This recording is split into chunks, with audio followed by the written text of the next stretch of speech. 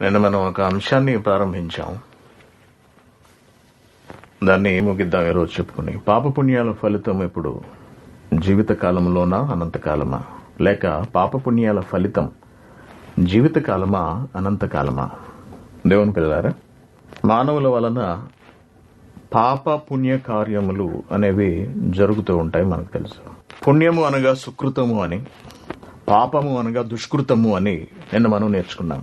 అలాగే పుణ్యము అనగా ధర్మము, పవిత్రము, మనోజ్ఞము అనే సంగతి మనకు అర్థమైంది. అలాగే పాపము అనగా నేరము, దుష్టత్వము, దోషము. ఒక వ్యక్తి తన బ్రతుకును సంతోషపరుచుకోవడానికి లేదా బ్రతుకును కన్నీటిమయం చేసుకోవడానికి అనేక పనులను చేసుకెళ్తూ ఉంటాడు. మంచి పనులు చేశాడా అతడి జీవితం బాగుంటుంది. అలా కాకుండా చెడ్డ పనులను చేసుకుంటూ వెళుతున్నాడా అతని జీవితం కన్నీటి పాలవుతుంది. అయితే క్రైస్తవులైనటువంటి మనం దీనికి సంబంధించి ఒక అభిప్రాయాన్ని కలిగి ఉన్నాం. అదేమిటంటే, ఈ బ్రతుకులో మనం ఎటువంటి పనులు చేసినా, అనగా పాపకార్యాలు చేసినా పుణ్యకార్యాలు చేసినా, వాటి తాలూకు ఫలితము, ప్రభావము మరణానంతరం ఉంటుంది. మనం చేసిన పనులను బట్టి మనకు శిక్ష విధింపబడుతుంది. ఈ భూమి మీద బ్రతికుండగా ఏమీ కాదు గాని వాటన్నిటి ఫలితాన్ని మనం మరణం తరువాత అనుభవిస్తాము అనే ఒక అభిప్రాయాన్ని మనం వాక్యాన్ని బట్టి కలిగి ఉన్నాం. నిజమే, భూమి మీద బ్రతుకుతున్నటువంటి మనిషి తాను చేసిన మంచి పనులకు గాని చెడ్డ పనులకు గాని ఫలాన్ని అనుభవిస్తాడు మరణం తర్వాత తప్పనిసరిగా. అయితే ఈ భూమి మీద ఉండగా ఎటువంటి శిక్షలు విధింపబడవా తప్పు చేస్తున్న వాళ్లకు?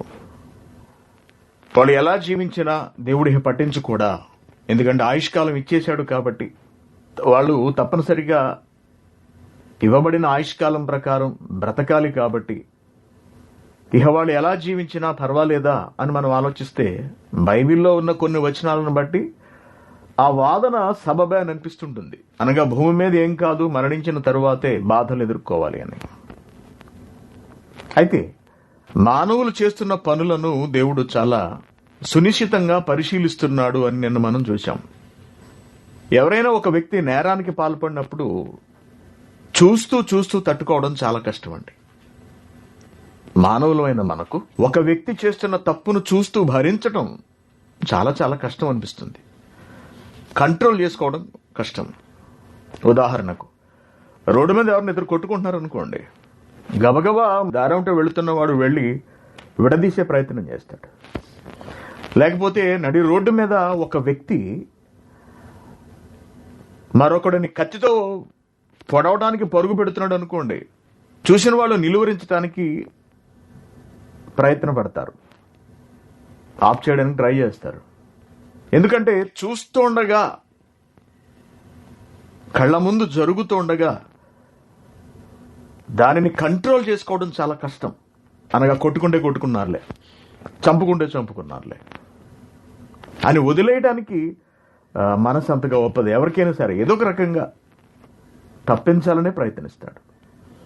లేకపోతే కొన్నిసార్లు ఇద్దరు వ్యక్తులు ఘర్షణ పడుతున్నప్పుడు వారిని శాంతపరచడానికి మధ్యలోకి వెళ్ళిన వాళ్ళు కూడా ఆవేశపడిపోవడానికి చూస్తుంటాం మనం కూడా. అంటే వాళ్ళు మాట్లాడుకునే మాటలకు గాని, వారి చేష్టలకు గాని, వారి ప్రవర్తనకు గాని చూస్తున్న వాళ్ళకు కూడా విపరీతమైన కోపం వచ్చేస్తుంది. కంట్రోల్ చేసుకోవడం కష్టం అవుతుంది. కొన్ని వార్తలు మనం విన్నప్పుడు ఆవేశపడుతూ ఉంటాం మనం. ఉదాహరణకు, ఆ దిశ అనే పాపను దారుణంగా చంపేయడం మనందరికీ తెలిసిందే. ఆ సంఘటన జరిగింది మన బంధువులకి కాదు, మన కుటుంబంలోనూ కాదు, కనీసం వాళ్ళతో మనకు పరిచయం కూడా లేదు. అయినప్పటికీ కూడా మనకు చాలా కోపం వచ్చింది, ఆవేశపడ్డాం. మనమే కాదు, భారతదేశంలోని చాలా మంది దానికి స్పందించి ఆవేశపడి వీధులలోకి వచ్చి ప్రదర్శనలు చేయడం మనకు కనిపించింది. అంటే మనుషుల మధ్య జరుగుతున్నటువంటి దురాగతాలకు మరొక మనిషి స్పందిస్తాడు, ఆవేశపడతాడు, కోపం తెచ్చుకుంటాడు. ఇప్పుడు ఆ దిశ హంతకులను ఉరి తీయండి లేదా ఎన్కౌంటర్ చేయండి అని చాలా మంది అడిగారు. ఎందుకు? ఆవేశాన్ని తట్టుకోలేక నిర్ణయం తీసుకున్నారు ఏదో ఒకటి చెయ్యాలి అని. అయితే మరి ప్రతి మానవుని ప్రవర్తనను కనిపెడుతున్న దేవునికి ఇటువంటి మనుష్యుల ప్రవర్తనలను చూసి ఆవేశం గాని కోపం గాని రాదా? దండన లేక ఫలితం? దేని ఫలితం? తప్పు చేస్తున్న వారి ఫలితం కేవలం మరణానంతరం మాత్రమే ఉంటుందా? ఈ లోపుగా దేవుడు ఎటువంటి నిర్ణయాలు తీసుకుని వాటిని అమలు పరచడా అన్నది మనం కొంత లోతుగా అధ్యయనం చేయటం మొదలు పెట్టాం నిన్నటి నుండి. మనం తప్పు చేస్తున్నప్పుడు ఎవరైనా చూస్తే కాని పని చేస్తున్నందుకు వాళ్లకు కోపం వస్తుంది. మనం చూసినా మనకి కోపం వస్తుంది. అటువంటప్పుడు దేవుడు చూసినప్పుడు దేవునికి కోపం రాదా? తప్పనిసరిగా వచ్చి తీరాలి, తప్పనిసరిగా రావాలి. ఒక వ్యక్తి ఒక స్త్రీని బలాత్కారం చేస్తున్నాడు అనుకోండి, అటువంటి వ్యక్తిని పట్టుకుని చాలా జాగ్రత్తగా తీసుకెళ్లి పోలీస్ స్టేషన్కి అప్పచెప్పరు. మరేం చేస్తారు? ముందు అక్కడ ఉతికేస్తారు, టప్ప టప్ప టప్ప టప్ప పడిపోతాయి వాడికి. అదేంటి? ఆ పని జరిగించడానికి పోలీస్ స్టేషన్ ఉంది, కోర్టు ఉంది, న్యాయాన్యాయాలను విచారించిన తరువాత కదా తీర్పు ఇవ్వాలి. అంతవరకు మనుషులు ఆగలేరు, 4 దెబ్బలు వేసేస్తారు వాడి మీద. ఇది సహజం, ఇది సహజం. Very good. ఇది సహజం అని మనం భావిస్తే మరి మన పాపములను చూస్తున్న దేవునికి మన ప్రవర్తన మీద కోపం రాదా? దానికి తగిన ఫలాన్ని దేవుడు అనుగ్రహించడా? పాపపుణ్యాల ఫలితం జీవితకాలమా లేక అనంతకాలం ఉంటుందా? పాపపుణ్యాల ఫలితం జీవితకాలం ఉంటుందా ఉండదా? జీవితకాలంలో ఉంటుందా ఉండదా? జీవితాంతకాలం ఉంటుందా? కేవలం జీవితకాలం వరకు మాత్రమే ఉంటుందా లేక అనంతకాలం ఉంటుందా? దీనికి సంబంధించినటువంటి వివరణను మనం చూస్తున్నప్పుడు దేవుడు మనం కూర్చుంటున్నా, మనం నిలబడుతున్నా, మనం పడుకుంటున్నా, మనం ఏం చేస్తున్నా మన మీద ఒక కన్నేసి ఉంచుతున్నాడు అనే సంగతి మనకు అర్థమైంది. కన్నేసి ఉంచడమే కాదు, మనతోనే ఉన్నాడట. మన ముందును వెనుకను ఆవరించి ఉన్నాడు. అంటే మనం ఎటు ప్రక్కకు వెళ్ళినా దేవుడు ఉన్నాడు. ఏం తప్పు చేస్తున్నా అక్కడ దేవుడు ఉంటున్నాడు. ఏం తప్పు చూస్తున్నా అక్కడ దేవుడు ఉండి కనిపెడుతున్నాడు. మనం ఏం చేస్తున్నామా, మనం ఏం చూస్తున్నామా అని. ఏమండి, మనల్ని ఎవరో ఫాలో అవుతున్నారు అనే సంగతి మనకు తెలిసిందనుకోండి, మనకి ఎలా ఉంటుందండి? మనల్ని ఎవరో ఫాలో అవుతున్నారు, చీకట్లో పాపం చేయడానికి వెళుతున్నాం, గుట్టు చప్పుడు కాకుండా అడుగులు అడుగు వేసుకుంటూ మన వెనుకే ఎవరో అడుగులు వేసినట్టు అనిపించింది అనుకోండి. మన వెనకే ఎవరో అడుగులు వేసుకుంటూ వచ్చినట్టు అనిపించింది. వెనక్కి తిరిగి చూసాం కానీ ఎవరు లేరు, బట్ మనల్ని ఎవరో ఫాలో అవుతున్నట్టు మనకు అర్థమైంది. అప్పుడు ఏం చేస్తాం? ఏడిచాడు, ఎవడలే వస్తే వచ్చాడులే అని యథేచ్ఛగా పాపం చేయడానికి వెళ్ళిపోతామా? అక్కడ ఆగుతాడు మనిషి. అలాగే దేవుడు కూడా తన పిల్లల ముందు వెనుక ఉన్నాడట. అన్ని ప్రక్కలను ఆవరించి ఉన్నాడట దేవుడు. ఆవరించి ఉన్నప్పటికీ కూడా మనుషులు నిర్లక్ష్యంతో పాపం చేస్తుంటే ఆయనకు కోపం మండుతూ ఉంటుంది. మన ప్రవర్తనను ఆయన కనిపెడుతున్నాడు అని నిన్న ఒక వచనం చూశాం కదా, ఇర్మియా గ్రంథము 32వ అధ్యాయము 19వ వచనం. ఆలోచన విషయంలో నీవే గొప్పవాడు, క్రియలు జరిగించే విషయంలో శక్తి సంపన్నుడవు, ప్రవర్తనను బట్టి క్రియా ఫలమును బట్టి అందరికీ ప్రతిఫలం ఇచ్చుటకై నరపుత్రుల మార్గములన్నిటినీ నువ్వు మొత్తం చూస్తున్నావు అంటున్నాడు. కన్నులారా చూస్తున్నాడు. మరి చూసినప్పుడు యాక్షన్ తీసుకోవాలి కదా. యాక్షన్ తీసుకోడా? యాక్షన్ తీసుకోడు అనడానికి మనకు కొన్ని వచనాలు కూడా బైబిల్లో కనిపిస్తాయి. ప్రసంగి గ్రంథము 7వ అధ్యాయము 15వ వచనం. నా వ్యర్థ సంచారముల కాలములో నేను వీటన్నిటినీ చూచి తిని చివరికి నాకు అర్థమైంది ఏమిటంటే, ఈ సంచారం అంతటిలో, ఈ నా పరిశోధనలో నాకు అర్థమైంది, నేను తెలుసుకున్నది, నేను నేర్చుకున్నది ఏమిటంటే, నీతిని అనుసరించి నశించిన నీతిమంతులు కలరు, దుర్మార్గులయ్యుండియు చిరాయువులైన దుష్టులను కలరు అంటున్నాడు. దుర్మార్గులయ్యుండియు చిరాయువులైన దుష్టులను కలరు అంటున్నాడు. నీతిగా బ్రతికాడు, మంచి కార్యములు చేశాడు, కానీ మరణించవలసి వచ్చింది, నశించిపోయాడు.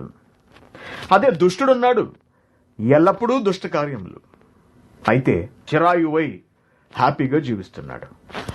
మరి దుష్టుని చూసి దేవునికి కోపం రావాలి. దుష్టులను ఆయన సహించడు కదా. పాపుల మార్గమున నిలువక, దుష్టులు కూర్చుండు చోటు కూర్చుండక, అపహాసకులు నిలుచు చోటు నిలువక, ఇవన్నీ మనకు కనిపిస్తాయి కీర్తన గ్రంథంలో. మరి అటువంటి చోటును ఉండద్దు అని చెప్పినటువంటి దేవుడు అటువంటి చోటున ఉన్నవాడిని చూసి కాముగా ఉంటాడా? కాముగా ఉంటాడా? దేవుని పిల్లారా, కొరింథీయులకు రాసిన 2వ పత్రిక 5వ అధ్యాయము 10వ వచనం చూద్దాం మనం. ఎందుకనగా తాను జరిగించిన క్రియల చొప్పున అవి మంచివైనను సరే చెడ్డమైనను సరే దేహముతో జరిగించిన వాటి ఫలమును ప్రతి వాడును పొందునట్లు వేటినట? దేహముతో జరిగించిన వాటి ఫలమును అంటున్నాడు. పాపపుణ్యాలు దేహముతోనే జరిగించాలి. పాప కార్యములు దేహముతో జరిగించాలి. పుణ్యకార్యములు దేహముతో జరిగించాలి. అయితే వాటి ఫలము అన్నాడు, అనగా వాటిని జరిగించటం వలన లభించే ఫలితము, వాటి ఫలము ప్రతి వాడును పొందునట్లు ప్రతివాడు తప్పనిసరిగా పొందుకోవాలి. మనమందరము క్రీస్తు న్యాయపీఠము ఎదుట ప్రత్యక్షము కావాలి అంటున్నాడు. ప్రత్యక్షము కావాలి. కాబట్టి మనం జరిగించే ప్రతి పనికి కూడా ఫలము అనేది ఉంటుంది అని మనకు ఇక్కడ తెలుస్తుంది. కీర్తన గ్రంథము 62వ అధ్యాయము 12వ వచనాన్ని చూడండి. ప్రభువా, మనుషులకు అందరికీ వారి వారి క్రియల చొప్పున నీవే ప్రతిఫలం ఇచ్చుచున్నావు. వారి వారి క్రియల చొప్పున నీవే ప్రతిఫలం ఇచ్చుచున్నావు. ఎంత మంచి మాట చూశారండి. ప్రభువా, మనుషులకందరికీ వారి వారి క్రియల చొప్పున నీవే ప్రతిఫలం ఇస్తున్నావు. నువ్వే ఫలాన్ని ఇస్తున్నావు. ఏ క్రియలు? వారి వారి క్రియలు అన్నాడు. నీతి క్రియల, పాపపు క్రియల? నీతి కార్యముల, దుష్ట కార్యముల? ఏ కార్యములకు ఏ ఫలాన్ని ఇస్తున్నాడు దేవుడు?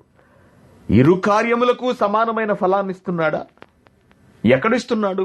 యోబు గ్రంథము 34వ అధ్యాయము 11వ వచనం. ఫలాన్ని మరణానంతరం ఇస్తానంటున్నాడా? ఫలాన్ని భూమి మీద ఇస్తానంటున్నాడా?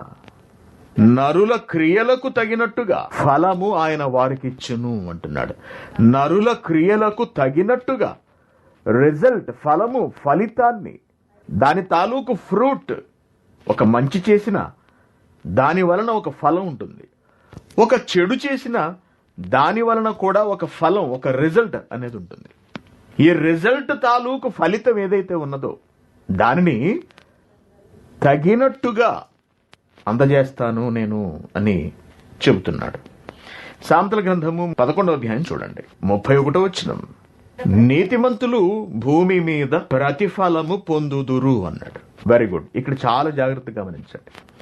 నీతిమంతులు భూమి మీద ప్రతిఫలాన్ని పొందుకుంటారు. అయితే భక్తిహీనులను, పాపులను మరి నిశ్చయముగా ప్రతిఫలము పొందుదురు కదా అంటున్నాడు. ఇక్కడ భూమి మీద జరగబోయే వాటి గురించి రచయిత తెలియజేస్తున్నాడు. దేవుడు మాట్లాడిస్తున్నాడు. ఏమంటున్నాడంటే, నీతిమంతులు భూమి మీద ప్రతిఫలము పొందుదురు అంటున్నాడు. ప్రతిఫలాన్ని పొందుకుంటారు. భక్తిహీనులు నీతిమంతులకు భూమి మీద ప్రతిఫలాన్ని ఇచ్చినప్పుడు మరి భక్తిహీనులకు భూమి మీద ప్రతిఫలం ఉండదా? భక్తిహీనులకు భూమి మీద ప్రతిఫలం ఉండదా? ఒకవేళ ఉంటుంది అని గనక మనం భావిస్తే, ఉంటుందని అనుకుంటే, ప్రసంగి గ్రంథంలో ఏం వ్రాయబడింది? 7వ అధ్యాయము 15వ వచనంలో, నీతిని అనుసరించి నశించిన నీతిమంతులు కలరు అంటున్నాడు. నీతిని అనుసరించి నశించిన నీతిమంతులు కలరు, దుర్మార్గులై ఉండి చిరాయువులైన దుష్టులను కలరు అంటున్నాడు. చిరాయువులైన దుష్టులు కలరు. Very good. ఈ వచనాలను అన్నిటినీ మనం ఆలోచించినప్పుడు మనకు ఒక సంగతి అర్థమైపోతుంది స్పష్టంగా, అసలు ఏ వివరణ ఇవ్వాల్సిన అవసరం లేకుండా. అదేమిటంటే, పాప పుణ్యాల ఫలితాన్ని మానవులు భూమి మీద మరియు మరణానంతరము కూడా అనుభవించక తప్పదు. అంటే భూమి మీద కూడా శిక్షలు ఉంటాయా? ఉంటాయి. ఒకవేళ కేవలం మరణం తరువాత మాత్రమే శిక్ష అమలు జరిగేటట్టయితే మనిషికి బైబిల్లో దేవుడు విధించిన కొన్ని శిక్షలు అసలు ఏమాత్రము కూడా వాటిని శిక్షలుగా పరిగణించడానికి వీలు లేకుండా పోతుంది. అయితే దేవుడు బ్రతికున్న వాళ్లకు శిక్ష విధించాడు, అనగా వాళ్ళు చేసిన తప్పులకు శిక్ష విధించాడు. వారి మరణానంతరము కూడా ఆ శిక్ష కొనసాగేటట్టు చేశాడు. ఇది చాలా బాధాకరమైనటువంటి, చాలా ఆశ్చర్యాన్ని కలిగించేటటువంటి విషయము. మనం చేసే పాపక్రియ గాని, మనం చేసే పుణ్యక్రియ గాని మనకు దేవుని దగ్గర ఒక మంచి ఫలాన్ని అందిస్తుంది అనే ఆలోచనలో మనం ఉన్నాం ఎంతవరకు. అది కరెక్టే. అయితే దేవుడు భూమి మీద ఉండగానే తన నిర్ణయాలను అమలు పరుస్తూ మరణానంతరం దాన్ని శాశ్వతంగా కొనసాగింపచేస్తున్నాడు అన్నది సంచలనాత్మకమైనటువంటి విషయంగా మనం పరిగణించాలి.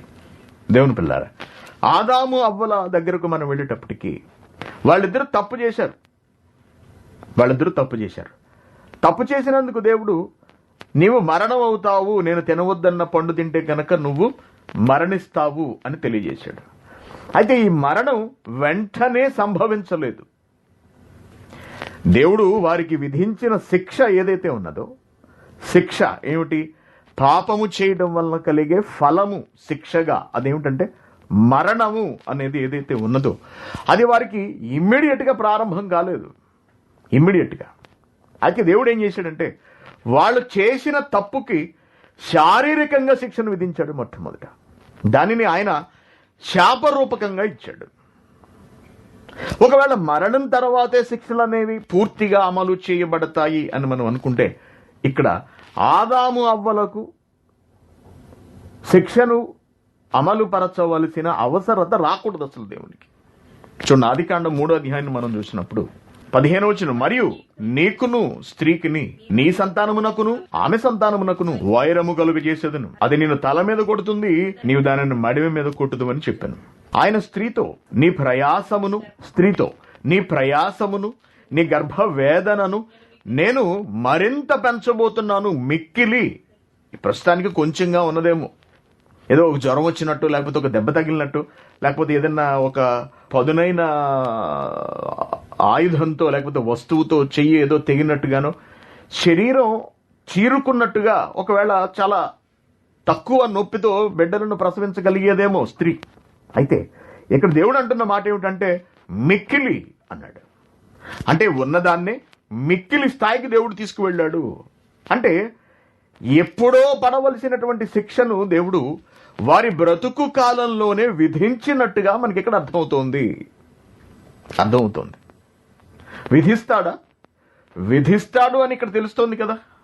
ఇక పురుషుడి దగ్గరికి వచ్చినప్పటికి ఏమంటున్నాడు ఆయన ఆదాముతో, నీవు నీ భార్య మాట విని తినవద్దని నేను నీకు ఆజ్ఞాపించిన వృక్ష ఫలములు తింటివి గనుక నీ నిమిత్తము ఈ నేలను శపిస్తున్నాను, నేను ప్రయాసముతోనే నీవు బ్రతుకు దినములన్నీ దాని పంట తింటావు అన్నాడు. దాని ప్రయాసముతోనే అన్నాడు. చూడండి, సంతోషంగా నీ చేతికి పంట రాదు, నువ్వు కష్టపడాల్సి ఉంటుంది, దున్నాలి.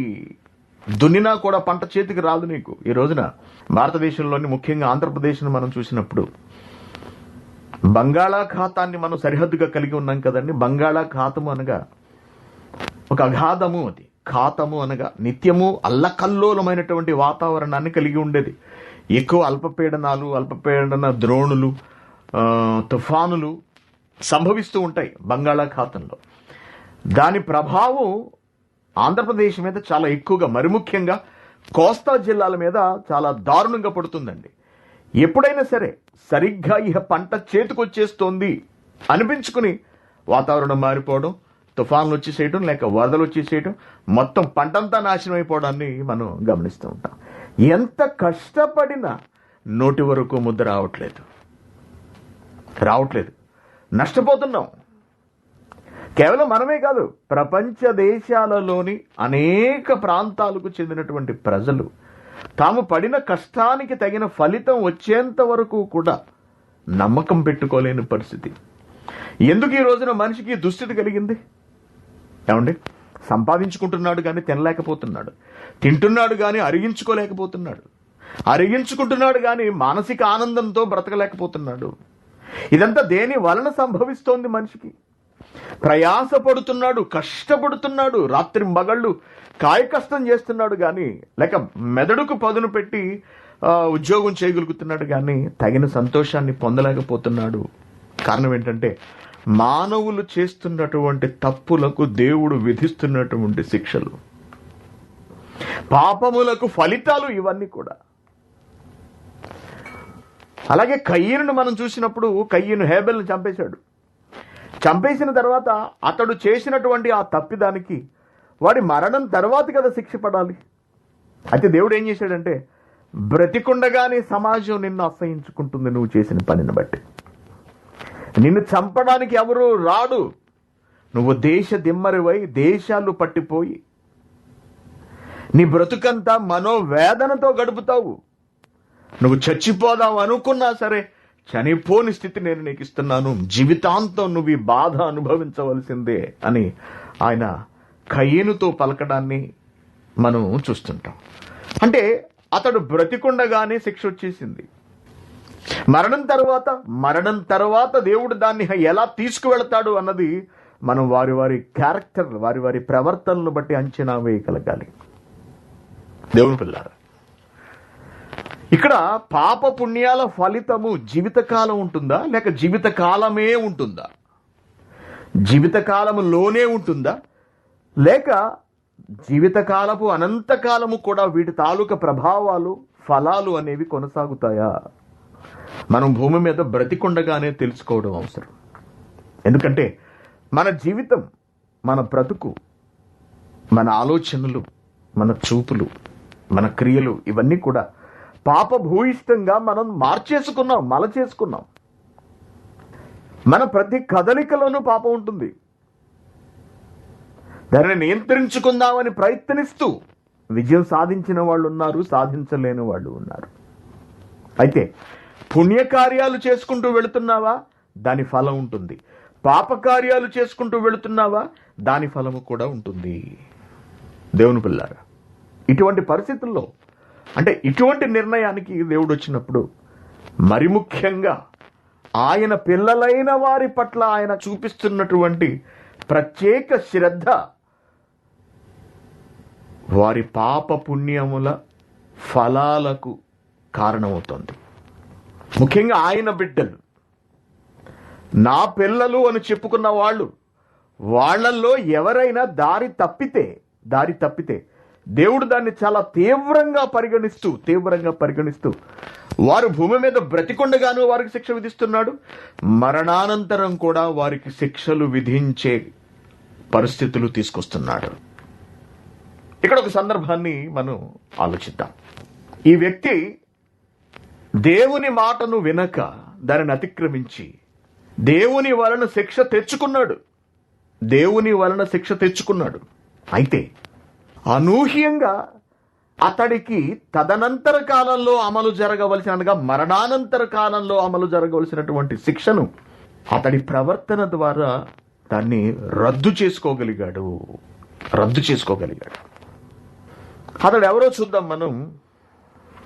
మీ అందరికీ బాగా తెలిసిన వ్యక్తి అతడే దావీదు స్థితిని మనం ఆలోచించినప్పుడు అండి, అతడు చేసిన తప్పు మనకు తెలుసు. సమూయేలు 2వ గ్రంథము 12వ అధ్యాయము 7వ వచనం. దావీదు ఏం చేశాడో మనకు తెలుసు. పొరుగువాని భార్యను తీసుకొచ్చి తన భార్యగా చేసుకున్నాడు. దాని కొరకు ఎంతకి దిగాల్సి వచ్చిందంటే కిందకి దావీదు ఆమె భర్తను చంపించేంత వరకు వెళ్ళిపోయాడు. చంపించేశాడు, సైనికులు పెట్టి చంపించాడు.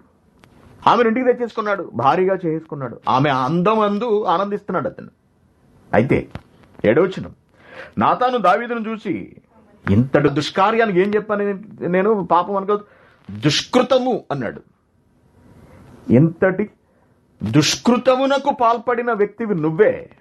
కాబట్టి దేవుడు ఏమంటున్నాడంటే, ఇశ్రాయేలీయుల మీద నేను నిన్ను రాజుగా పట్టాభిషేకము చేసి సౌలు చేతిలో నుండి నిన్ను విడిపించి నీ యజమాని నగరును నీకు అనుగ్రహించాను కదా.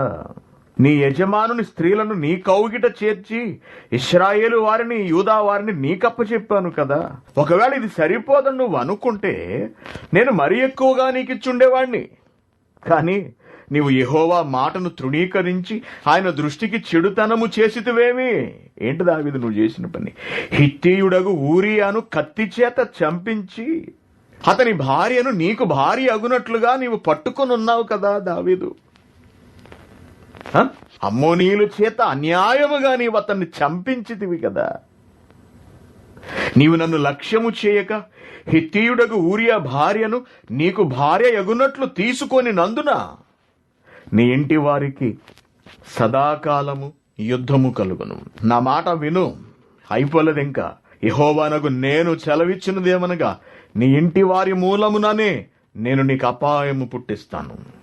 నీవు చూచుచుండగానే నేను నీ భార్యలను తీసి నీ చేరువ వానికి అప్పగించెదను. పగటి యందు వాడు వారితో శయనించును. నీవు ఈ కార్యము రహస్యముగా మరొకటి కంటపడకుండా చేయించావు, సీక్రెట్ గా చంపించావు. కానీ ఇశ్రాయేలీయులందరూ చూచుచుండగా పగటి యందే నేను చెప్పిన దానిని చేయుంతునెను.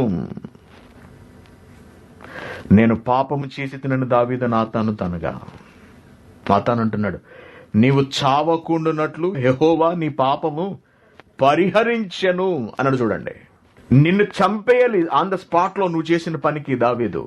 అక్కడికక్కడ నిన్ను నరికేయాలి దేవుడు. కానీ ఏం చేశాడు తెలుసా? నీ పాపమును పరిహరించాడు.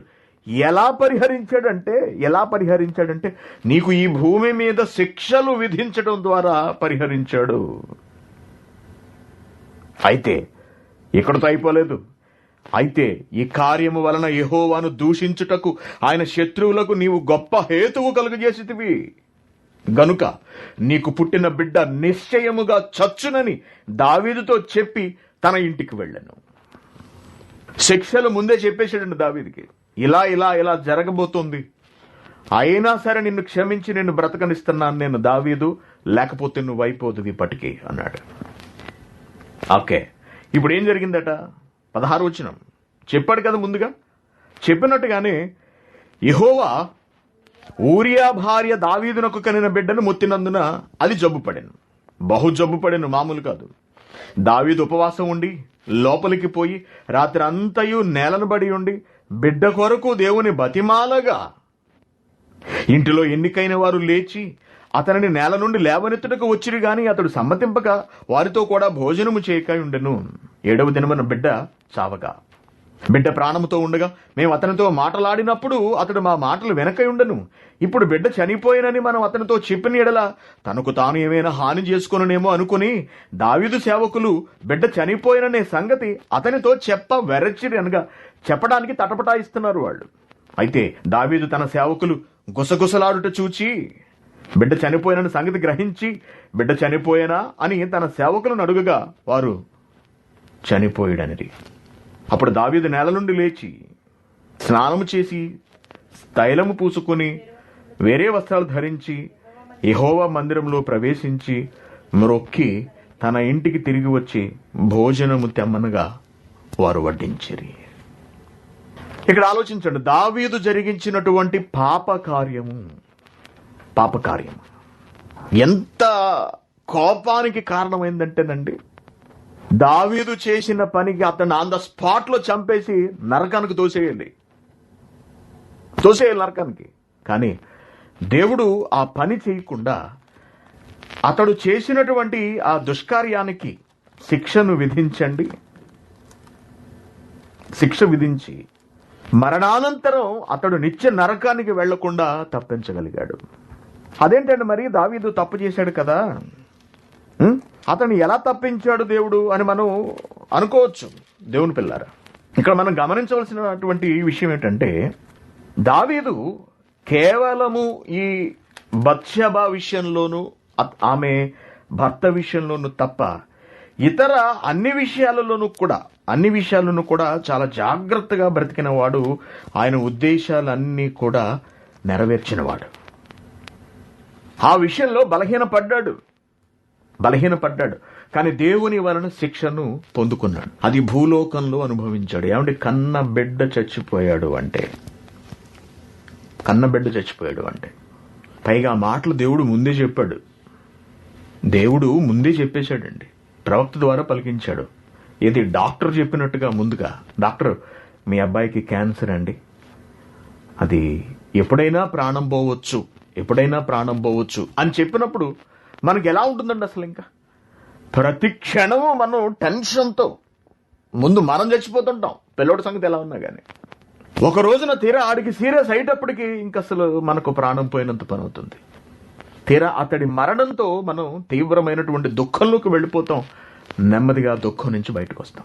ఇదంతా జరగడానికి కొన్ని సంవత్సరాలు పట్టొచ్చు, కానీ అది జరుగుతుందని తెలిసిన తరువాత, అది జరిగే లోపు మనం అనుభవించే వ్యధ ఉంటుంది చూశారు, చిత్రవధ. అది ఏమండి, దేవుడు విధించే మానసికమైన శిక్ష శరీరానికి విధించే శిక్షల కన్నా బహుఘోరమైనది తెలుసా? అంటే బహుఘోరమైనది. ఒక దెబ్బ కొట్టడం వేరు, లేకపోతే కొంతకాలం జైల్లో నిర్బంధించి ఉంచడం వేరు. కానీ మానసికంగా నలిగిపోతే అది ఎవరితోనూ చెప్పుకోలేక, దాన్ని ఎవరూ తీర్చలేక సతమతమైపోయి బెంగ పెట్టుకుని చచ్చిపోతున్న వాళ్ళు చాలా మంది ఉంటారు. ఎందుకు ఇటువంటి పరిస్థితులు? ఏమంటే దావీదు జీవితంలో జరిగినటువంటి సంఘటన అదే కాకపోవచ్చు, కానీ మన జీవితంలో కూడా తెలిసి దేవుని మాటలను అతిక్రమించిన సందర్భాలు మనకు కనపడుతూ ఉంటాయి.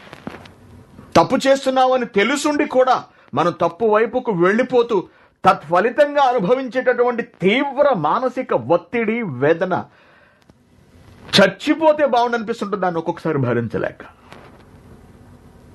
పాపం వలన కలిగే అవమానం కానివ్వండి, పాపం చేయటం వలన కలిగేటటువంటి బాధ కానివ్వండి, ఆజ్ఞను అతిక్రమించాము అనే వేదన కానివ్వండి, సభ్య సమాజం మనలను వెలేసినట్టుగా చూస్తోంది అనేటటువంటి బాధక ఏదన్నా కానివ్వండి, మనలను కుదురుగా ఉంచవు. అది ఒక రకంగా చెప్పాలి అంటే నిత్యాగ్ని దండనలో మండుతున్నటువంటి శిక్షకు సమానంగా ఉంటుందేమో, లేక దాన్ని మించి ఉంటుందేమో. కానీ ఈ భూలోకంలో మనం బ్రతికుండగా కూడా దేవుడు తన భక్తులైన వారికి, మళ్ళీ చెప్తున్నాను, భక్తులైన వారికి అతిక్రమమును బట్టి శిక్షలు విధిస్తాడు. ఆ శిక్షకు వాళ్ళు లోబడ్డారా?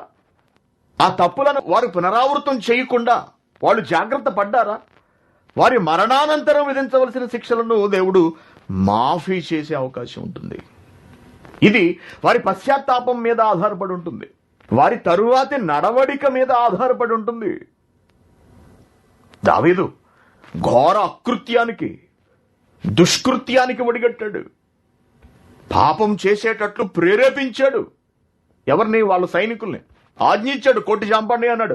అతడు నేరుగా చంపకపోయినా చంపించాడు కాబట్టి నేరానికి అతడు 100% బాధ్యత వహించాల్సి ఉంటుంది.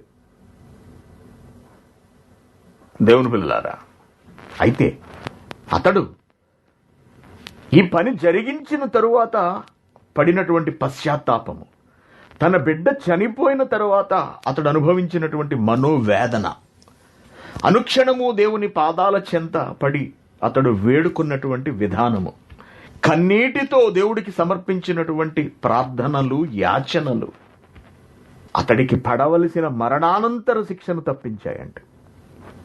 అతని కుటుంబంలో జరిగినటువంటి కలహాలు, సింహాసనం కొరకు ప్రాకులాట, కన్న కొడుకే తిరగబడినటువంటి వైనము, దావీదును చంపించాలని చూసినటువంటి ఆ క్రియ అంతా కూడా, ఆ ప్రయత్నం, ఆ కుట్ర అంతా కూడా దావీదుకి చెప్పలేనటువంటి మానసిక వేదనను మిగిల్చింది. ఆ శిక్ష సరిపోతుంది అనుకున్నాడు ఇక దేవుడు, సరిపోతుంది అనుకున్నాడు, అందుకే పరిహరించాడు. ఆ విషయాన్ని కూడా ముందే చెప్పేశాడు దేవుడు. ప్రవక్త ద్వారా నీ ప్రాణం పోకుండా కాపాడాడు, సంతోషించు అన్నాడు ప్రవక్త వచ్చి. దేవుని పిల్లారా, కాబట్టి భక్తులు తప్పించబడ్డారు అంటే దానికి ఒక కారణం ఉంది, భక్తులు శిక్షింపబడ్డారు అంటే దానికి కూడా కారణం ఉంది. భక్తుల విషయంలోనే దేవుడు ఎంతటి ప్రత్యేకమైన శ్రద్ధ తీసుకుంటున్నాడు. భక్తులు కాని వారి విషయంలో కూడా శృతివించిపోయి బ్రతుకుతున్న వారిని దేవుడు దండించిన సందర్భాలు కూడా మనకుంటాయి, తెలుసు. కానీ తన వాళ్ళైన వాళ్ళు, తన పిల్లలైన వాళ్ళు దారి తప్పినప్పుడు తీసుకునేటటువంటి నిర్ణయం చాలా కఠినంగా ఉంటుంది. చూస్తాడు, వీడిలో మార్పు వస్తుందా లేదా, పశ్చాత్తాపం ఉన్నదా లేదా, ఎటువంటి మాటలు మాట్లాడుతున్నాడు అని ఆలోచిస్తూ ఉంటాడు దేవుడు. కీర్తన గ్రంథము 51వ అధ్యాయము దావీదు దగ్గరికి వచ్చేటప్పటికి, దావీదు మానసిక స్థితి ఎలా ఉన్నదో చూడండి ఒకసారి మీరు. దావీదు మానసిక స్థితి. కీర్తన గ్రంథము 51వ అధ్యాయము. దేవా, నీ కృప చొప్పున నన్ను కరుణించవయ్యా. తండ్రి, నీ వాత్సల్య బాహుళ్యము చొప్పున నా అతిక్రమములు తుడిచివేయుము. నా దోషము పోవునట్లు నన్ను తిరిగి గతంలో ఉన్నవాడిగా బాగుగా శుభ్రపరచుము. నన్ను బాగుగా కడుగుము. నా పాపము పోవునట్లు నన్ను పవిత్రపరచుము. నా అతిక్రమములు ఏవేమిటో నాకు తెలుసు. నాకు తెలిసే ఉన్నవి. నాకు తెలుసు నేనేం తప్పు చేశాను. నాకు అర్థమవుతుంది. నా పాపం ఎల్లప్పుడూను నా ఎదుటే తిరుగుతుంది కదా. ఇంట్లో తప్పు నాది, నాలో ఉంది. నా పాపం ఎల్లప్పుడూ నా ఎదుట ఉంది. నేనేం చేశానో నాకు అర్థమవుతుంది. నీకు, కేవలము నీకే విరోధముగా నేను పాపం చేసి ఉన్నాను. నీ దృష్టి ఎదుట నేను చెడుతనము చేసి ఉన్నాను. అర్థమవుతోంది నాకు. కావున ఆజ్ఞ ఇచ్చినప్పుడు నీవు నీతిమంతుడవు. నీవు నా పట్ల తీర్చినటువంటి తీర్పునకు నీవు నిర్మలుడవు. దానిలో ఎటువంటి పక్షపాతము గాని ఎటువంటి మరొక విధమైనటువంటి ఆలోచన గాని లేదు. నీవు నిర్మలుడవు. ఇక తప్పు పట్టడానికి లేదు దాన్ని. నేను పాపములో పుట్టినవాడను.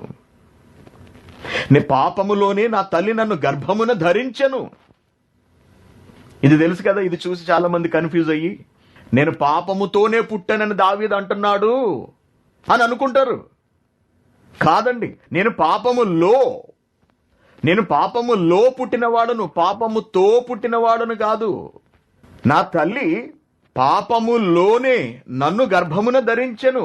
పాపముతో కాదు, అనగా నా తల్లి పాపము చేయగా నేను పుట్టినవాడను కాను అనడం లేదు ఇక్కడ. నా తల్లి నన్ను గర్భాన్ని ఎప్పుడు వేసుకున్నదంటే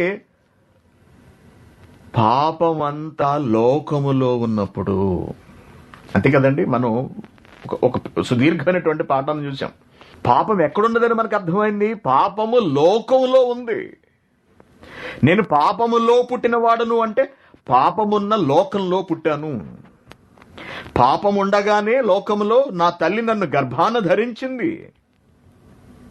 పరిస్థితి అలా అయిపోయింది తండ్రి, ఒప్పుకుంటున్నాను. నా దోషం నాకు అర్థమవుతోంది. చూసి నేను పాడయ్యాను అంటున్నాడండి. పాపలోకాన్ని చూసి పాడయ్యాను. లేకపోతే నేను చూసి పాపానికి ఆకర్షితుడనయ్యాను.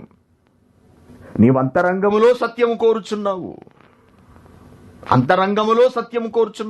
దేవుని పిల్లరా, నేను పాపములో పుట్టినవాడను, పాపములోనే నా తల్లి నన్ను గర్భమున ధరించెను అనే మాట వెనుకున్నటువంటి అర్థం ఈ పైన ఉన్నటువంటి 4 వచనాలు చదివితే తెలుస్తుందండి.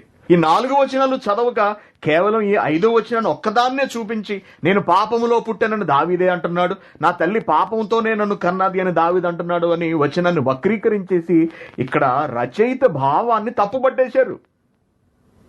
రచయిత దేవుడితో మాట్లాడుతూ, దావీదు గారు మాట్లాడుతూ, తాను ఎంతటి స్థితికి దిగజారిపోయానో, దీనికి కారణం ఏమిటో ప్రార్థన చేసుకుంటున్నాడు, మాట్లాడుకుంటున్నాడు దేవునితో. పాట కడుతున్నాడు, పాట కట్టి దాన్ని పాడుతున్నాడు. ఎందుకు ఈ పరిస్థితికి నేను వెళ్లాల్సి వచ్చింది అని చెప్తున్నాడంటే, లోకంలో పాపం ఉంది, నేను పుట్టడంతోనే లోకంలో పాపం ఉంది, అప్పుడే నా తల్లి నన్ను గర్భాన్ని వేసుకుంది. లోకంలో ఉన్న పాపం ఇంకా కొనసాగుతుంది, దాన్ని చూసి నేను కూడా దానికి పడ్డాను అంటున్నాడు. నీవు అంతరంగములో సత్యము కోరుచున్నావు, ఆంతర్యమున నాకు జ్ఞానము తెలియజేయుదువు. నేను పవిత్రుడగునట్లు హిస్సోపుతో నా పాపమును పరిహరించు తండ్రి. హిమము కంటే నేను తెల్లగానుండునట్లు నీవు నన్ను కడుగు దేవా. ఉత్సాహ సంతోషములు మరల నాకు వినిపింపుము. అప్పుడు నీవు విరిచేసిన నా ఎముకలు హర్షించును అంటున్నాడు. నీవు విరిచిన ఎముకలు ఏమన్నా దావీదు ఎముకలు ఏమన్నా దేవుడు విరగొట్టాడా? విరగొట్టలేదండి. కానీ అతనికి కలిగినటువంటి మానసిక వేదన, బాధ ఎలా ఉందంటే, ఎముకలు ఇరిగిపోతే ఎలా ఉంటుందో అలా ఉందన్నమాట. ఇంకా ఒక విధంగా అదే బెటర్ అన్నమాట. ఏమంటున్నాడు ఇంకా? నా పాపమునకు నీవు విముఖుడవు కమ్ము, నా దోషములన్నిటినీ తుడిచివేయము. దేవా, నా యందు శుద్ధ హృదయము కలుగు చేయము, నా అంతరంగములో స్థిరమైన మనస్సును నూతనముగా పుట్టించు. ఇది అసలు విషయం. అంతరంగంలోని మనస్సులో స్థిరత్వం లేకపోవడం వలన కదా నేను చూసి మోహించి తప్పు చేసి తెచ్చుకోవడం కొరకు భర్త అడ్డని అతన్ని చంపించాను నేను.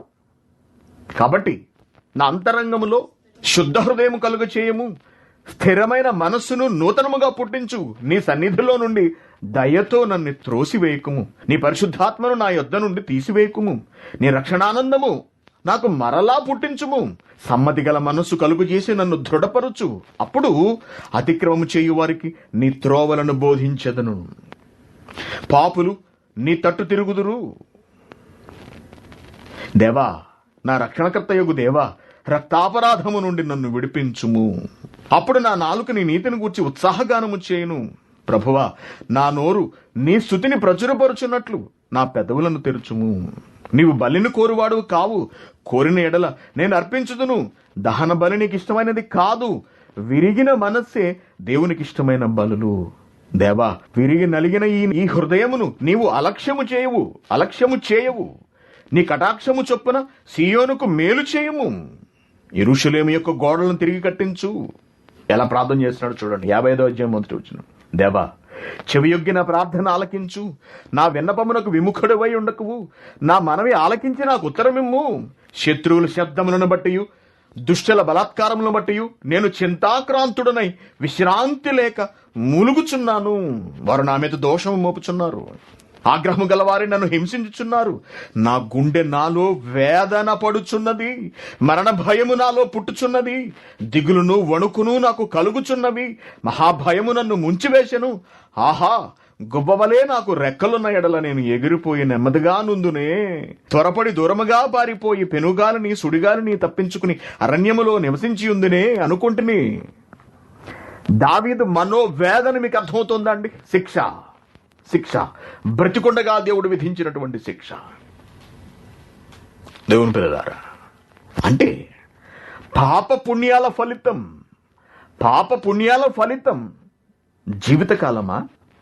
అవును, జీవితకాలం. అనంతకాలం కాదా? అనంతకాలము కూడా ఉంటుంది. పాప పుణ్యాల ఫలితాన్ని జీవితకాలం చేసుకోవడము అన్నది నీ చేతిలోనే ఉంటుంది. పాప పుణ్యాల ఫలితము అనంతకాలము చేసుకోవడం అన్నది కూడా నీ చేతిలోనే, మన చేతుల్లోనే ఉంటుంది. అయితే దావీదు జీవితంలో చేసిన తప్పుల కన్నా దావీదు దేవుని కొరకు పడిన ప్రయాస ఎక్కువ. దీనివలన ఒక 10 మార్కులు దావీదుకు తగ్గితే అతడి జీవితంలో ఇంకా 90 మార్కులున్నాయి. అతడు సాధించిన ఆ 90 మార్కులను బట్టి, అతడు దేవుడి ఉద్దేశాలన్నింటినీ నెరవేర్చిన దానిని బట్టి అపోస్తుల కార్యములు 13వ అధ్యాయంలో దావీదుని గురించి మాట్లాడుతూ పరిశుద్ధాత్ముడు పునరుద్ఘాటించినటువంటి మాట చూడండి ఎలా ఉందో. 13వ అధ్యాయము 22వ వచనం. తరువాత అతన్ని తొలగించి దావీదును వారికి రాజుగా ఏర్పరచెను. మరియు ఆయన, నేను యెష్షయి కుమారుడైన దావీదును కనుకుంటుని. అతడు నా ఇష్టానుసారుడైన మనుష్యుడు. అతడు నా ఉద్దేశములన్నీ నెరవేర్చునని చెప్పి అతడిని గూర్చి సాక్ష్యం ఇచ్చాడు. దేవుడు దాన్ని జ్ఞాపకం చేసుకున్నాడు కూడా. కాబట్టి ప్రియమైన దేవుని పిల్లారా, మనం చేస్తున్న పాపాలు మనకు మెడకు చుట్టుకుంటాయి. భూమి మీద ఉండగానే మన శిక్ష మొదలవుతుంది. దావీదు వలె తప్పించుకోగలమా? తప్పించుకోవాలి అంటే దావీదు వలె ఆయనకిష్టమైన పనులన్నీ చేయగలగాలి. అంత శిక్షించాడండి దేవుడు దావీదుని. ఎంత శిక్షించాడండి? బిడ్డను చంపడం ద్వారా శిక్షించాడు. మరొక కొడుకు తిరుగుబాటు చేయడం ద్వారా శిక్షించాడు. అడవులు పట్టిపోయాడు దావీదు కొడుకు చేసినటువంటి కుట్రలకు. కన్నీటి మయమైపోయింది దావీదు జీవితం. ఎంత రాయల్ గా బ్రతికున్నాడు. ఎంత కింద స్థానం నుండి ఎంత పై స్థాయికి దేవుడు తీసుకొచ్చాడు అతన్ని. ఒక చిన్న తప్పుని దేవుడు దాన్ని టాలరేట్ చేయలేక భయంకరంగా శిక్షించాడు. భక్తుల పట్ల దేవుని విధానం అలాగే ఉంటుంది. చివరికి దావీదు గురించి మాట్లాడుతూ ఏమంటున్నాడు చూడండి దేవుడే. రాజుల మొదటి గ్రంథము 15వ అధ్యాయం 1వ వచనం నుండి, నెబాతు కుమారుడును రాజునైన యరొబాము ఏలుబడిలో 18వ సంవత్సరమున అబీయాము యోదా వారిని ఏలన ఆరంభించెను. అతడు 3 సంవత్సరములు యెరూషలేమునందు రాజుగా ఉండెను. అతని తల్లి పేరు మయక. ఆమె అబీషాలోము కుమార్తె. అతడు తన తండ్రి పూర్వం అనుసరించిన పాప మార్గములన్నిటిలోనూ నడిచిన. అబ్బా, ఎంత చక్కటోడు చూడండి. మంటైపోయానండి. నడిచెను. తన పితరుడైన దావీదు హృదయము తన దేవుడైన యెహోవా ఎడల యథార్థముగా ఉన్నట్లు అతని హృదయము యథార్థముగా ఉండలేదు. ఏంటి, దావీదు హృదయం యథార్థంగా ఉందా? భయంకరమైన పాపం చేసినాడు. ఎలా అంటున్నాడండి ఈ మాట? దేవుడు ఎలా రాయిస్తున్నాడండి? ఎలాగో చెబుతున్నాడు చూడండి కిందకు వచ్చేటప్పటికి. దావీదు హిత్తీయుడైన ఊరియా సంగతి యందు తప్ప తన జీవిత దినములన్నీయు యెహోవా దృష్టికి యథార్థముగా నడుచుకొనుచు యెహోవా అతనికి ఇచ్చిన ఆజ్ఞలలో దేని విషయమందును తప్పిపోకుండెను.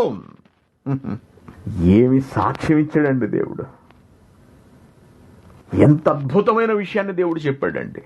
ఒక వ్యక్తి జీవితానికి సాక్షాత్తు దేవుడి నుంచి లభించిన ప్రశంస ఇంతకు మించి అసలు ఇంకేం కావాలి చెప్పండి. ఇటువంటి మాటలు మనం ఒక యోబు సందర్భంలో వింటాం. యోబు సందర్భంలో ఇప్పుడు దావీదుని గురించి వింటున్నాం మనం. అంత శిక్ష విధించినా కోపపడవలసి వచ్చినప్పుడు కోపపడ్డాడు.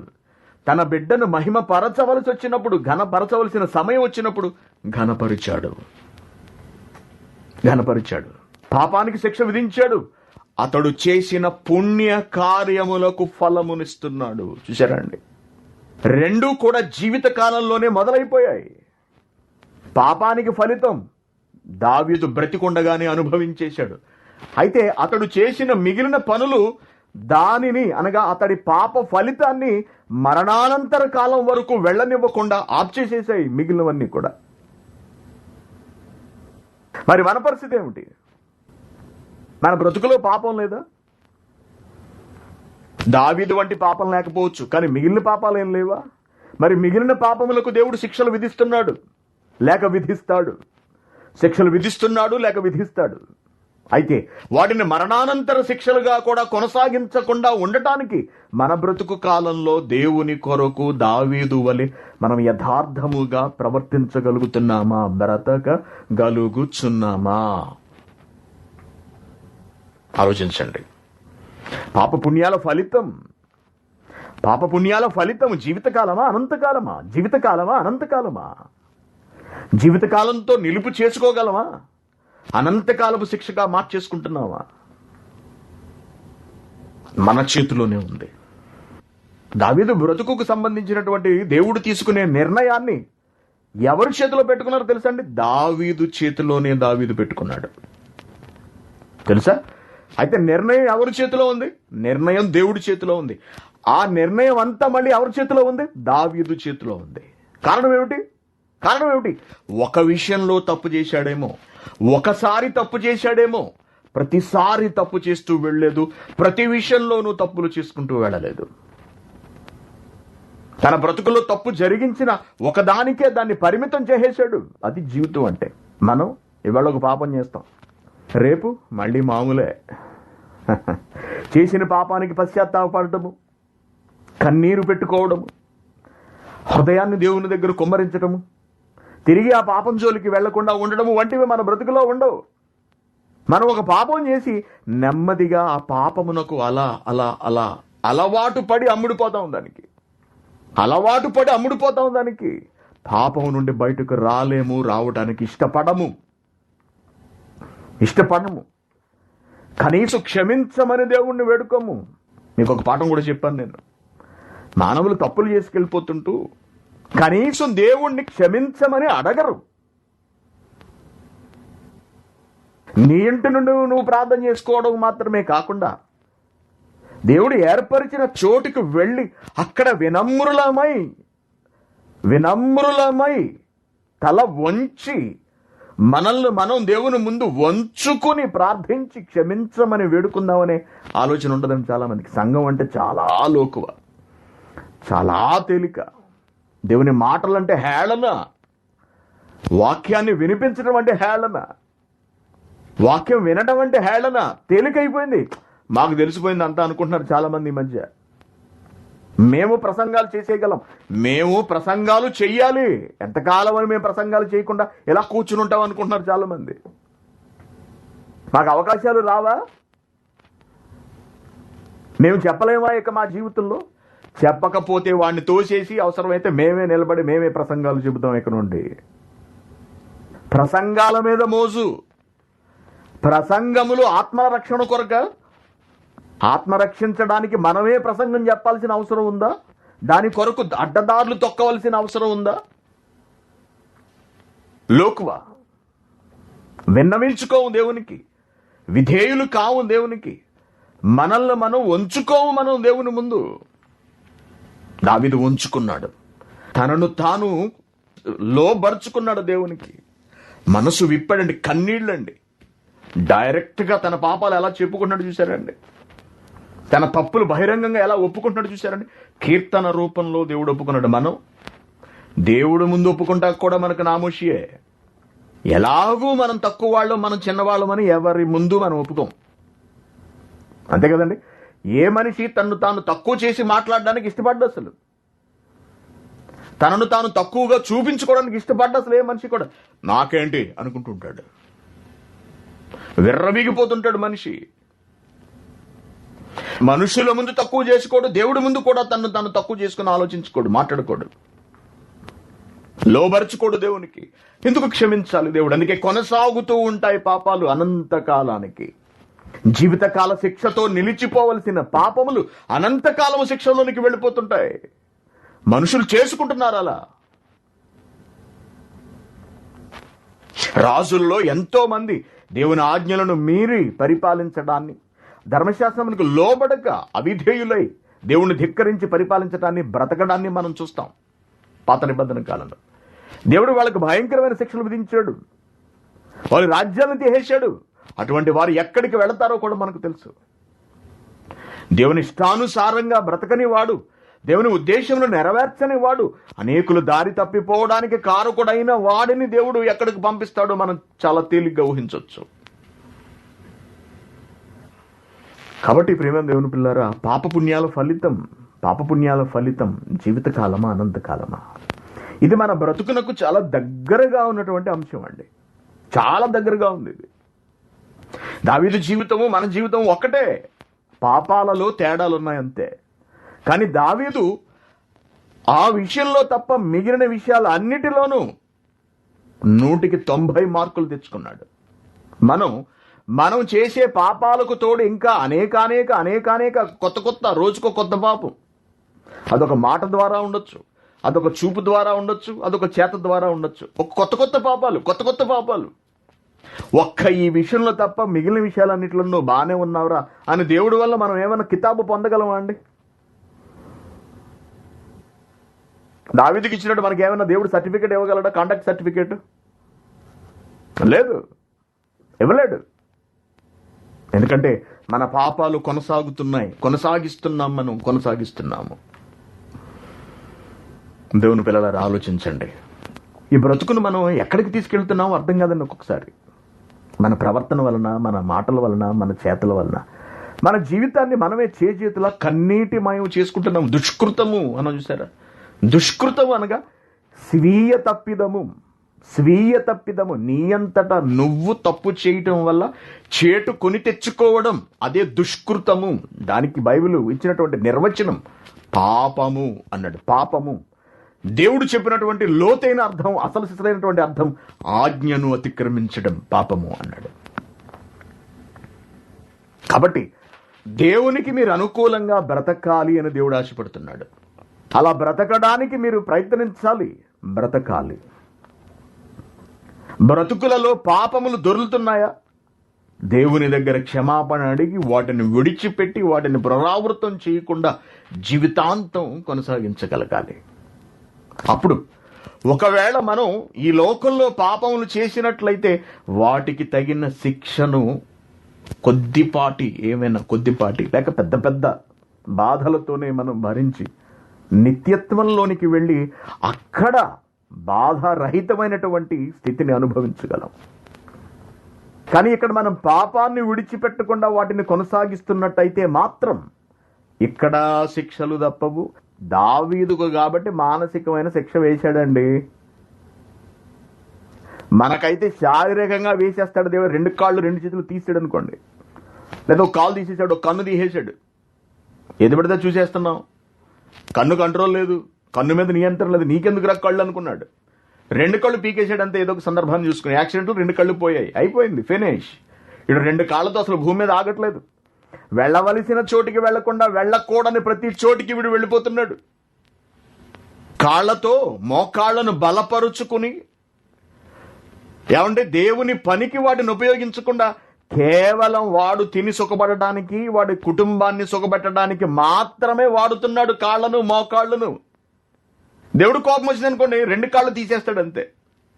2 కాళ్ళు తీసేస్తాడు. అప్పుడు ఇంట్లో ఒక మూల పడుకుని ఉండాల్సి వస్తుంది జీవితం అంతా.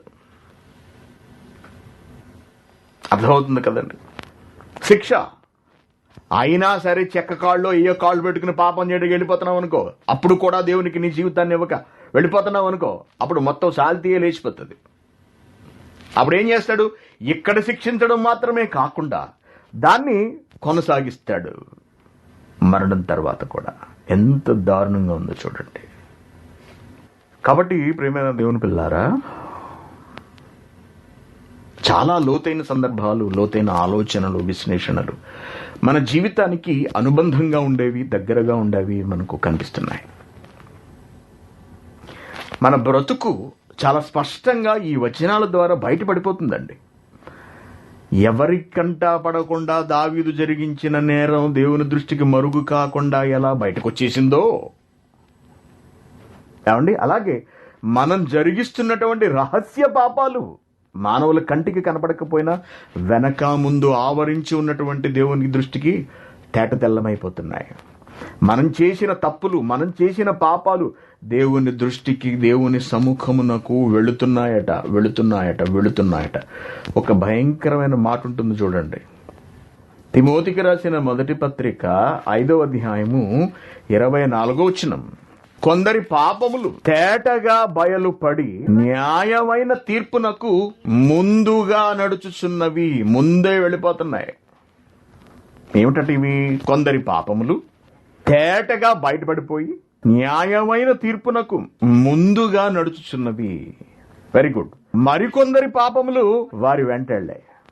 పాపం వెళ్ళిందంటే ఇంకేంటండి అసలు?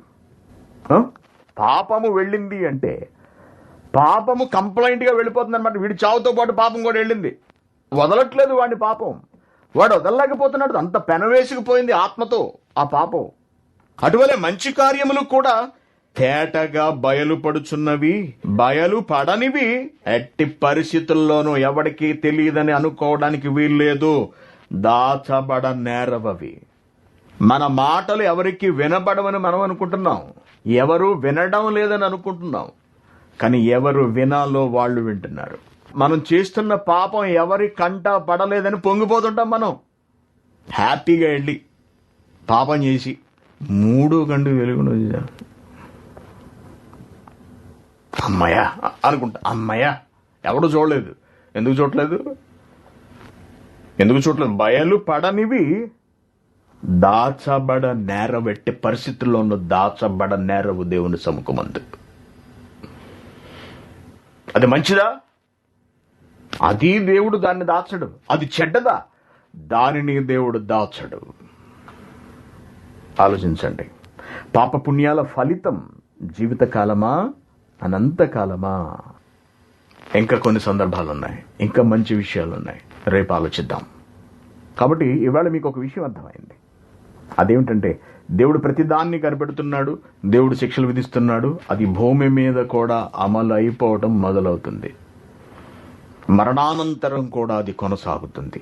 మనం పాపాన్ని విడిచిపెట్టకపోతే, మన పాపమునకు మనం పశ్చాత్తాపపడకపోతే, లెక్కకు మిక్కిలి విస్తారమైన పాపముల సంఖ్య మన బ్రతుకులలో ఉంటే, ఈ జీవితాన్ని దేవుని కొరకు అంకితం చెయ్యకపోతే, దావీదు వలె ఆయనకి ఇష్టానుసారులమైన మనుషులుగా మనము బ్రతకకపోతే అనంతకాల ఫలితములు ఎదురు చూడాల్సి ఉంటుంది. అందుకే వద్దు, మనకు తగదు. మనం మారాలి, మనం బ్రతకాలి. దేవుడు మనకిచ్చిన పనులన్నింటినీ నెరవేర్చాలి. అందుకే మన మోకాళ్లను మనం బలపరుచుకుందాం, మన చేతులను మనం బలపరుచుకుందాం, మన హృదయాన్ని మనం బలపరుచుకోవాలి, మన కంటిని మనం బలపరుచుకోవాలి. దేవుని కొరకు ముందుకు కొనసాగాలి.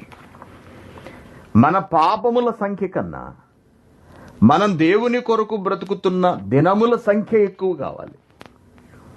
మన పాపముల బరువు కన్నా మనం దేవుని కొరకు చేసినటువంటి క్రియల, సత్క్రియల, పుణ్యకార్యాల బరువు ఎక్కువ ఉండాలి.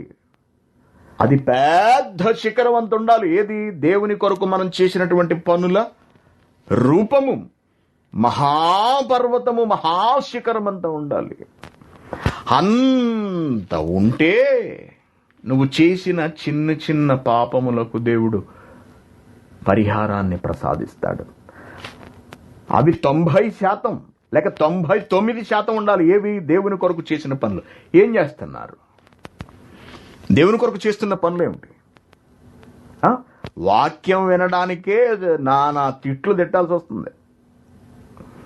మీ కుటుంబానికి వాక్యం చెప్పండి అని చెప్పడానికే అబ్బో చాలా కఠినంగా మాట్లాడాల్సి వస్తుంది. మరి ఇంకేం చేస్తారు? ఏం చేద్దామని? ప్రార్థనతో పరలోకమా? పాటలతో పరలోకమా? దేవునికి ముష్టి చిన్న చిన్న కానుకలు అలా విసిరి పరలోకం వెళ్ళిపోదాం అనుకుంటున్నారా? కోట్లు వేస్తున్నారు అక్కడ, కోట్లు. హుండీల్లోనూ వాటిలోనూ కోట్లు వేసేస్తారు. ఒక్కొక్కసారి కోట్లు తెలుసండి, అంతకన్నా ఎక్కువ. అవంతా చెల్లుబాటులోకి వస్తాయా? అవి వస్తే దేవునికి విసురుతున్న ఈ ముష్టి కూడా చెల్లుబాటులోకి వస్తుంది. దేవుణ్ణి ప్రేమించక ఏదో ఇచ్చేస్తే దేవుడు మనల్ని దీవించేస్తాడనే ఆలోచనతో చేసేది ఏది కూడా కలిసి రాదది, దానికి ఫలం ఉండదు. కాబట్టి దేవుని పిల్లలు మారదాం. చూద్దాం, ఇంకా మిగిలిన సంగతులు రేపు మనం ఆలోచిద్దాం. ఓకే, ప్రార్థన చేస్తాను. కళ్ళు మూసుకోండి. పరలోకమందున్న మా కన్న తండ్రి, మీకు వందనములు నాయన. విలువైన వాక్కులతో మమ్మల్ని నింపుతూ భక్తుల జీవితాల ద్వారా మాకు పాఠములు నేర్పిస్తున్నందుకు మీకు కృతజ్ఞతలు తండ్రి. మా పాపములే అధిక శాతం మాకు కనపడుతున్నాయి నాయన. మీ కొరకు చేసిన పనులు ఏమీ కనిపించట్లేదు తండ్రి. మాకే కనుక కనబడకపోతే నాయన, ఇంకా మీ సునిశ్చితమైనటువంటి దృష్టికి ఇహ అవి ఏమాత్రమూ కావు. దావీదంతటి మహాభక్తుడే తప్పు చేసినప్పుడు మీరు విడిచిపెట్టలేదు. దావీదు ముందు మేమెంత తండ్రి, ఇహ మమ్మల్ని విడిచిపెడతారని అనుకోవడం మా భ్రమ మాత్రమే తండ్రి. సత్యాన్ని బట్టి బ్రతకగలిగే అవకాశమును మాకివ్వండి. ఆన్లైన్కి వచ్చిన మీ బిడ్డలందరినీ జ్ఞాపకం చేసుకోండి తండ్రి. సమయమును మీకు కేటాయిస్తున్నారు. ముఖ్యంగా భారతదేశం నుండి తండ్రి మీ పిల్లలు వస్తున్నారు. ఎంత రాత్రి అయినా పొద్దుపోయినా తండ్రి, చిన్న పిల్లలతో సహా అందరూ కూర్చుని వాక్యాన్ని వింటున్నారు.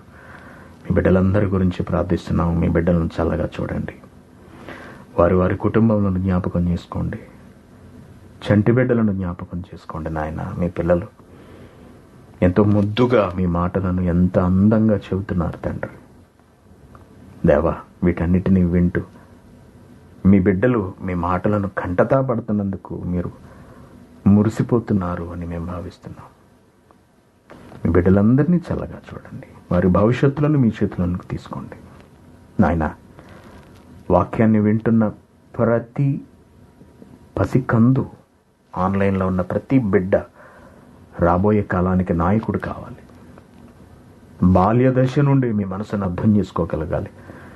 మీకు అనుగుణంగా బ్రతకగలగాలి. అటువంటి గొప్ప జీవితాన్ని మీ పిల్లలకు ప్రసాదించండి. మీ వాక్యంలో పెంచగలిగే జ్ఞానమును తల్లిదండ్రులకు అనుగ్రహించండి. అనేక దేశాల నుండి వింటున్నటువంటి మీ పిల్లలందరి కొరకు ప్రార్థిస్తున్నాం. మీ బిడ్డలందరినీ చల్లగా చూడండి నాయన. అకారణంగా తెగులు బారిన పడకుండా మీ పిల్లలను సంరక్షించమని ప్రాధేయపడుతున్నాం. క్రైస్ట్ చర్చ్ కువైట్ను జ్ఞాపకం చేసుకోండి నాయన. అనేక ప్రాంతములలోని వారికి, అనేక మందికి, అనేక దేశములకు వాక్యాన్ని ప్రకటించడానికి సంఘానికి మీరు ఇచ్చిన ఆధిక్యతను బట్టి మీకు ధన్యవాదములు తండ్రి. సంఘమును విస్తరింపచేయండి, వాక్యములో ఫలింపచేయండి. శాఖోపశాఖలై విస్తారమైన వృక్షమగునట్లుగా అనేకులు మీ వృక్షపు నీడకొచ్చి దాని ఫలములు భుజించి సేదతీరునట్లుగా సంఘమును అభివృద్ధిపరచమని వేడుకుంటున్నాను నాయన. సంఘము ద్వారా వాక్యాన్ని ప్రకటించగలిగే అవకాశమును నాకును ప్రసాదించండి తండ్రి. అనేక ఆత్మలను రక్షించుటకు అవసరమైన శక్తిగల వాక్యమును నా నోట ఉంచండి తండ్రి. మీ పని కొరకు బ్రతికించి ఉంచండి నాయన. మేము చేస్తున్నటువంటి విస్తారమైన పాపములలో ఒకటి మీరు జ్ఞాపకం చేసుకుంటే నాయన, ఏ ఒక్కటి జ్ఞాపకం చేసుకున్నా ఈ క్షణంలోనే మేము చావవలసిన వారు. అయితే తండ్రి మా మీద జాలి పడుతూ దయ చూపిస్తూ దినము వెంబడి దినము ప్రసాదిస్తున్నారు.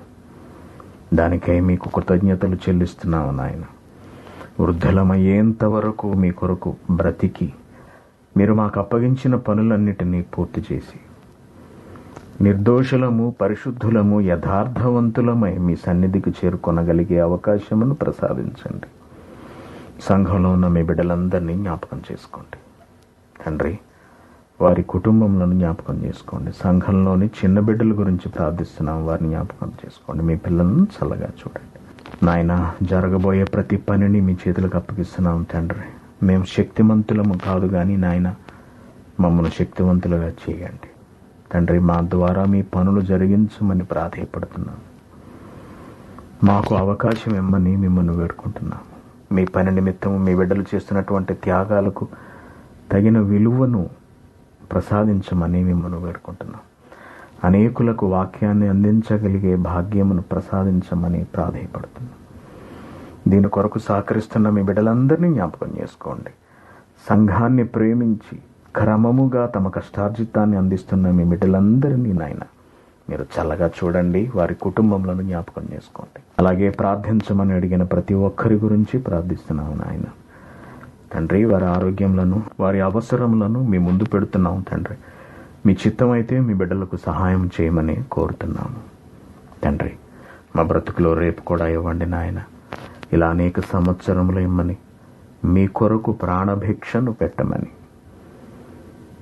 ఇంత జ్ఞానాన్ని మాకు నేర్పిస్తున్న మా ఆత్మీయ తండ్రి గారికి దీర్ఘాయుషును, సంపూర్ణ ఆరోగ్యమును ప్రసాదించమని క్రీస్తు పేరిట ఈ ప్రార్థన మీకు సమర్పిస్తున్నాం తండ్రి. ఆమెన్.